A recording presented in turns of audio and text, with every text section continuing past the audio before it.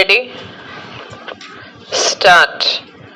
Revenue has to go into a consolidated fund. That is the mandate of Article 266 of the Constitution.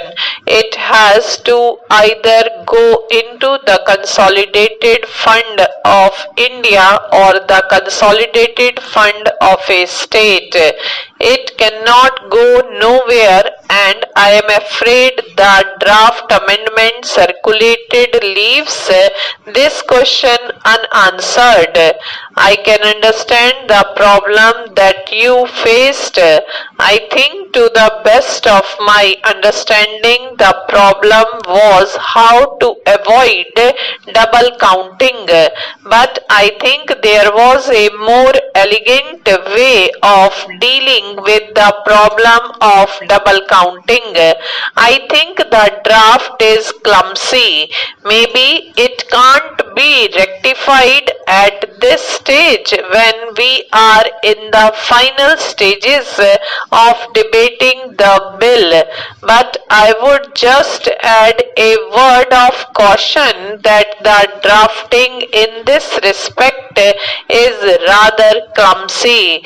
The second issue was, I think, an issue that could have resolved in 5 minutes. How can you in a destination-based tax have a retrograde provision like some states being allowed to impose an additional 1%? What is the rationale of a GST? The rationale of a GST is that we must avoid multiplicity of taxes.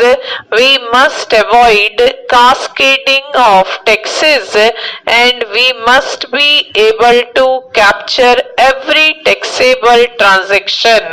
If you give to some states the power to impose an additional 1% tax, and in the bill that was circulated, it could have been imposed by more than one state as goods pass from one state to another, it would have led to multiplicity of tax rates, it would have led to cascading, and it would have led to a situation where several transactions may or may not be captured.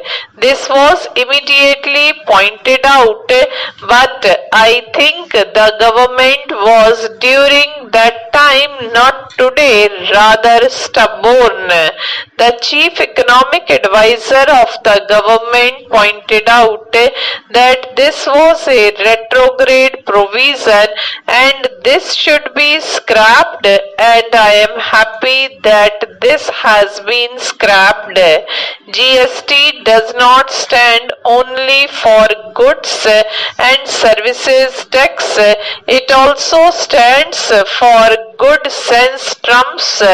Ultimately, for good sense trumps, you have dropped the 1% tax, and I thank you for accepting our suggestion to drop that 1% tax.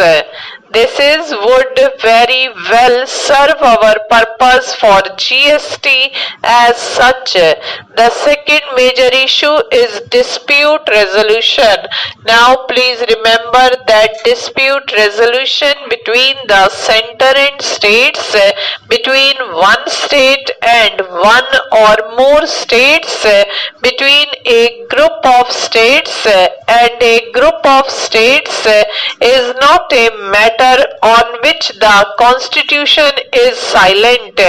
Whatever we do here, we must acknowledge the fact that the Constitution is not silent on dispute resolution between states. Article 131 speaks loud and clear. It provides for a machinery for dispute resolution.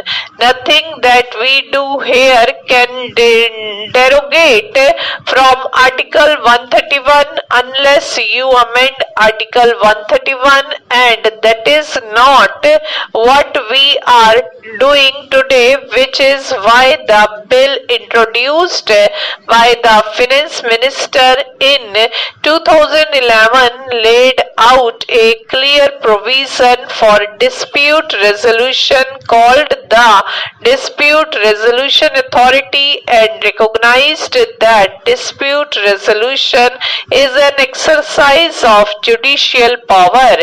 Just as the government is jealous of guarding its executive power, just as we in Parliament are jealous of guarding our legislative power, the judges of this country are jealous about guarding their judicial power.